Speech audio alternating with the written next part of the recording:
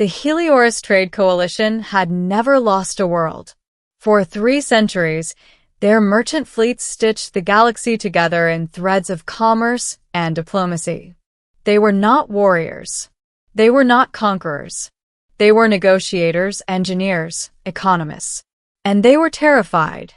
High Chancellor Viral stood beneath the crystalline dome of the Coalition's central chamber, her 4 luminous eyes fixed on the holographic projection hovering above the council floor.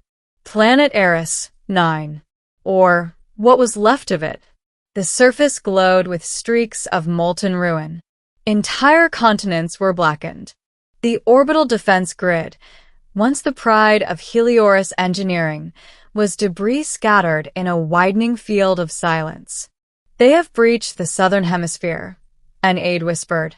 "They have breached everything," Viral replied. The enemy called themselves the Kroth Dominion. Massive, hive-structured beings grown for conquest.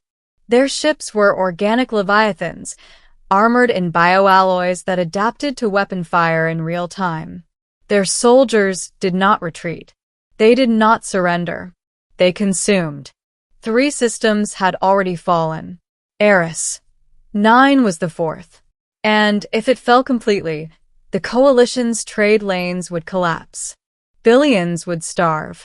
"We must activate the final protocol," murmured Counselor Dathrin. The chamber fell silent. Protocol Black Star. The emergency clause. The last resort. The Helios had signed a defense pact with a distant, newly spacefaring species decades ago. A species known for brutal efficiency, for impossible survival rates, for turning unwinnable wars into cautionary tales. Humans. The Coalition had never needed to call them. Until now. "They are unstable," another counselor objected. "Their military doctrine is disproportionate." "That," Viral said quietly, "is precisely why we call them." She lifted her crest in resolve. "Transmit the distress signal to the Soul Union. Priority Omega." The signal launched into the void. And for the first time in Helios history, they prayed. Middle, the arrival of monsters. It took 7 days. 7 days of orbital bombardment. 7 days of evacuation, ships hunted from the sky. 7 days of Kroth war forms crawling across cities like living storms. On the 8th day, long-range sensors detected something. A distortion. A gravitational spike. Then, 3 vessels tore into real space above Eris, 9. They were not elegant like Helios ships. They were not organic monstrosities like Kroth leviathans. They were brutal, angular, scarred. Their hulls bore blackened plating layered over reinforced titanium composites. Railgun barrels lined their flanks. Missile ports yawned like open maws. Each ship carried the same emblem, a red star split by a silver blade. The Soul Union's 7th Expeditionary Strike Group. The channel opened. A human face appeared on the hologram inside the Coalition command bunker. Weathered. Scarred. Come. "This is Admiral Mara Cade of the Soul Union," she said. "We received your distress call." High Chancellor Viral stepped forward. "We are grateful beyond measure." "Save it," Cade interrupted evenly. "We've reviewed your data. You're facing Kroth bioadaptive warforms with planetary assimilation objectives." "Yes." Cade nodded once. "Understood. We'll begin eradication." Eradication. Not defense. Not containment. Eradication. Before Viral could respond, the human fleet moved. The first human salvo was kinetic. Mass driver rounds accelerated to a fraction of light speed tore through the nearest Kroth leviathan. The organic armor tried to adapt, but the rounds didn't rely on energy signatures. They relied on physics. The leviathan split open. Human ships followed with nuclear-tipped missiles. The Kroth vessels pulsed countermeasures, but the humans adjusted trajectories mid-flight with AI-assisted targeting. 2 more leviathans detonated. The coalition bunker erupted in stunned silence. "They're targeting command organisms," an analyst whispered. On the surface, human dropships screamed through atmosphere. They did not look like rescue craft. They looked like spears. Inside them waited soldiers in matte black exo-armor. Their helmets bore no insignia, only kill count markers etched into the plating. The deadliest humans had come. The Seventh Strike Group was not a peacekeeping force. It was a surgical execution unit. Ground war, where humans thrive. Captain Elias Vorn hit the surface running. Eris 9's sky burned above him. Croth warforms surged between shattered towers, towering creatures of chitin and muscle, their limbs ending in biocannons. "Fire teams Alpha and Beta, wedge formation," Vorn ordered. His voice was steady. Always steady. The Croth charged. Human soldiers did not retreat. They advanced. Plasma bolts tore into Croth armor, but the creatures adapted within seconds. Their hides hardened. "Switch to tungsten penetrators," Vorn snapped. The squad shifted ammunition instantly. High-velocity rounds punched through reinforced carapace. The Croth screeched, their hive mind broadcasting confusion. They had encountered advanced species before. They had consumed advanced species before. But these bipeds were hunting them. A Croth behemoth, 3 stories tall, erupted from beneath the pavement. It swung a limb the size of a transport shuttle. Sergeant Lien moved before the shadow finished falling. She fired a grappling spike into the creature's thorax and launched upward, magnetic boots locking onto its shell. She planted 3 microcharges along a pulsating nerve cluster. "Clear," she breathed. She jumped. The explosion tore the behemoth in half. Chunks of chitin rained across the ruined boulevard. The Helios observers watching through drones felt something unfamiliar. Hope. Within hours, humans established a defensive perimeter around the last refugee megacity. Within 12 hours, they began pushing outward. Not cautiously, aggressively. The Croth adapted to plasma. Humans switched to chemical incendiaries. The Croth adapted to incendiaries. Humans deployed sonic disruptors tuned to destabilize hive communication frequencies. Every time the Croth evolved, humans anticipated, countered, escalated. Admiral Cade watched casualty reports with cold precision. Croth Central Hive node located beneath Sector 17, an officer reported. Cade's expression hardened. "Deploy Hellfall protocol." The coalition liaison froze. "Hellfall? That would devastate." "It will end this," Cade replied. Orbital bombardment lanced downward. Not indiscriminately. Precisely. A focused kinetic strike drilled through 20 kilometers of crust. Then the humans sent something deeper. A subterranean breach team. Into the hive. The heart of the swarm. Captain Vorn descended into darkness. The hive tunnels pulsed with bioluminescent veins. The air was thick with pheromones designed to disorient invaders. Human helmets filtered everything. The Croth sensed them coming. Warforms poured from every direction. The humans formed a rotating firing circle. Explosives sealed secondary tunnels. Flame units carved corridors of molten resistance. They advanced meter by meter. Not because it was safe. Because it was necessary. At the core of the hive, they found it. The synaptic monarch. A grotesque fusion of neural tissue and armored biomass suspended within a cavern of organic cables. It pulsed once. The entire hive reacted. Vorn knew what that meant. A final surge. "Plant charges on the neural clusters," he ordered. Croth elites descended. Larger, faster, more lethal than anything encountered above. 2 human soldiers fell. 3. No one retreated. Sergeant Lien reached the monarch first. She locked eyes with its central ocular node. "You picked the wrong world," she muttered. She slammed the antimatter charge into its core. "Extraction." Vorn shouted. The team ran as the hive collapsed behind them. They reached the surface, just as the ground split apart. Light erupted from beneath Eris 9. The shockwave rippled across continents. Then, silence. In orbit, remaining Kroth vessels convulsed. Without the Monarch's command signal, they faltered. Human ships did not hesitate. They annihilated the remnants within minutes. The war was over. Not in years. Not in months. In 9 days. Ending the price of salvation. The skies over Eris 9 cleared. Smoke still rose from the ruins, but the Kroth were gone. Extinct in that system.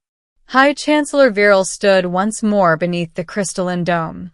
This time, Admiral Cade stood opposite her in person. Human boots echoed sharply against Heliorus glass flooring. "You saved us," Viral said.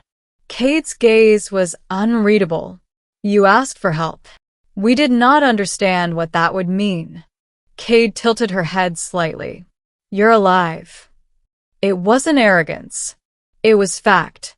Coalition analysts reviewed the aftermath reports.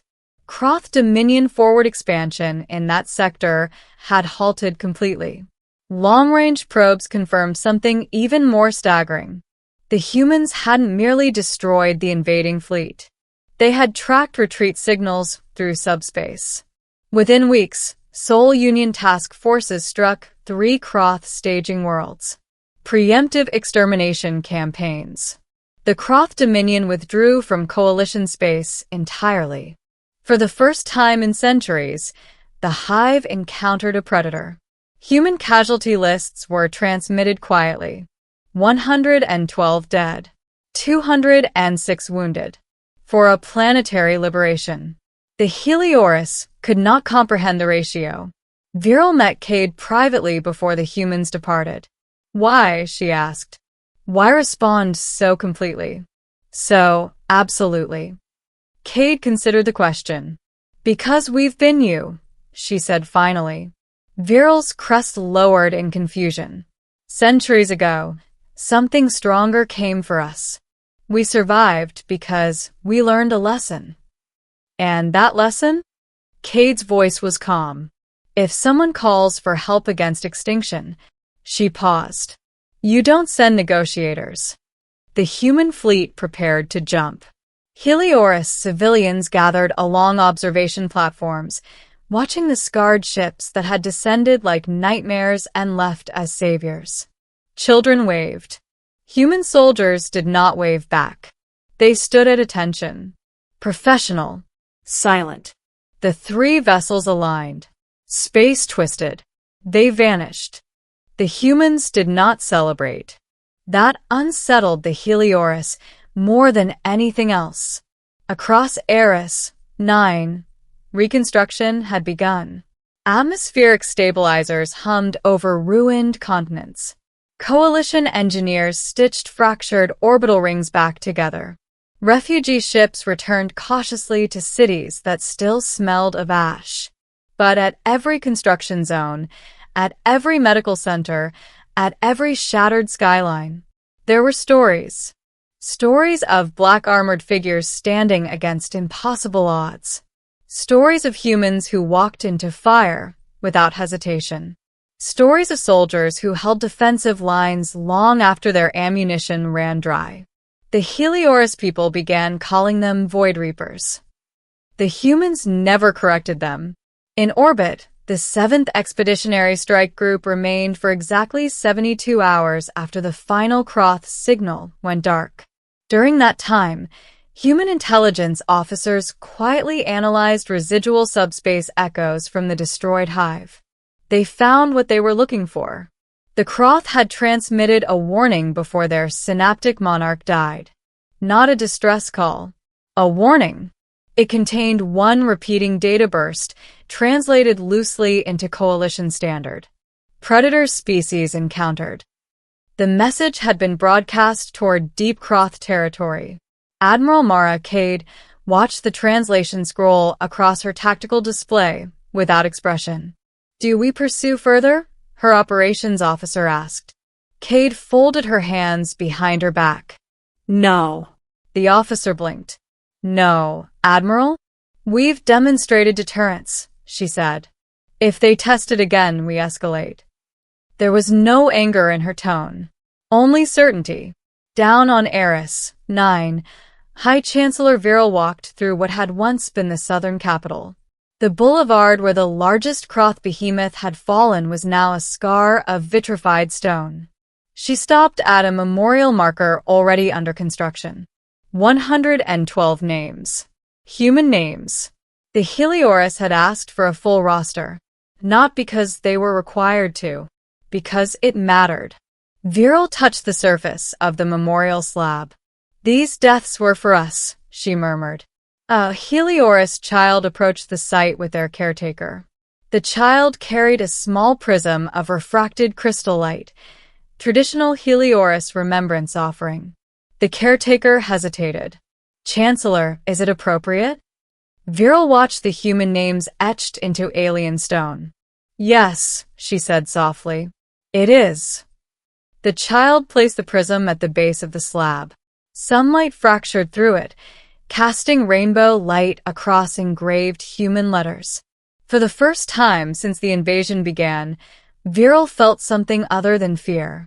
Gratitude. The conversation before departure. Before the fleet left orbit, Viral requested one final meeting aboard the human flagship. The ship's interior was stark, functional, every corridor reinforced, every bulkhead scarred by prior engagements. This was not a fleet built for diplomacy. It was built to endure. Admiral Cade received her in a war room still filled with active star charts. "You're expanding patrol routes," Viral observed. "Yes." "Into Croth space." "Yes." Viral hesitated. "You could ignite a larger war." Cade met her gaze evenly. "They already did." Silence stretched between them. Viral lowered her crest slightly, a gesture of humility rarely shown by a chancellor. "We owe you a debt beyond repayment." Cade shook her head. "No." Viral looked confused. "You don't owe us. That's not how this works." "Then how does it work?" Viral asked. Cade stepped closer to the viewport, where Eris, 9, turned slowly below, scarred, but alive. "You called because extinction was at your door," she said. "We responded because we remember what that feels like." She turned back. "We don't defend trade agreements. We don't defend borders." Her voice lowered. "We defend futures." The words settled heavily in the room. Viral understood then. Humanity was not driven by conquest. It was driven by refusal. Refusal to let annihilation win. Refusal to let bullies define survival. Refusal to be powerless ever again. Ripples across the galaxy. Within months, the story spread. Independent systems replayed footage of human railguns splitting Croth Leviathans apart. Military academies dissected footage of human ground formations holding against overwhelming bioswarms. The phrase Hellfall Protocol entered galactic lexicon as both promise and threat. Even species that had never met a human adjusted their strategic models. One truth became unavoidable. If you threatened a civilization under human protection, you risked total war. The Croth Dominion recalculated. Hive expansion slowed along every border adjacent to human map space. Several planned invasions were quietly abandoned. It wasn't mercy that stopped them. It was probability. Predators understood predators. And the Croth had identified something deeply inconvenient. Humans did not behave like prey. Years later, A changed Eris 9. 5 standard years after the invasion, Eris 9 held a remembrance ceremony. The planet's atmosphere was fully restored. The oceans had stabilized. Rebuilt cities shimmered brighter than before. At the center of the capital stood a new monument, not one of Helios design. It was forged from salvaged hull plating gifted by the Soul Union. Black metal, scored by battle. At its center, a red star split by a silver blade. High Chancellor Viral, older now, but steadier, addressed the gathered crowd. 5 years ago, she began, we believed ourselves strong because we had never fallen. She paused. We were wrong. The crowd listened in absolute silence. We are strong because when we did fall, someone answered. She gestured to the monument. They did not come as saviors seeking glory. They did not come to negotiate. They came because extinction knocked at our door. Her voice deepened, and they refused to let it enter. Above the ceremony, a single human frigate maintained quiet orbit. A symbolic presence only. No weapons primed. No aggressive posture. But everyone knew what that frigate represented. Not domination. Protection. Final reflection. What the galaxy learned. Far beyond Helios space, in regions still touched by Kroth influence, ancient hive intelligences processed historical records of Eris. 9. They analyzed human engagement patterns. Human escalation thresholds. Human casualty tolerance. They reached a rare conclusion. Avoid. Avoid soul-aligned territories. Avoid species under human treaties. Avoid red star insignias. Because the Kroth had evolved for millennia to become apex conquerors. But humanity had evolved under something harsher. Themselves. War. Scarcity. Predation. And from that crucible emerged a species that did not merely survive conflict. It mastered it. Final lines. A galaxy that now knows. In the Helios archives, Protocol Black Star remained active. But its classification changed. No longer emergency military aid, last resort. Now it read, Alliance Invocation, absolute deterrence. Because every civilization in that sector understood something that could not be undone. When the galaxy calls for help, humans answer. And when only the deadliest humans come, wars do not linger. They end.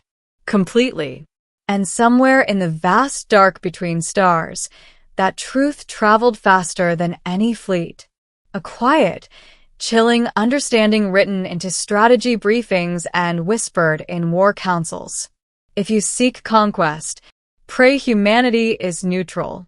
If you seek extinction, pray humanity never hears your name.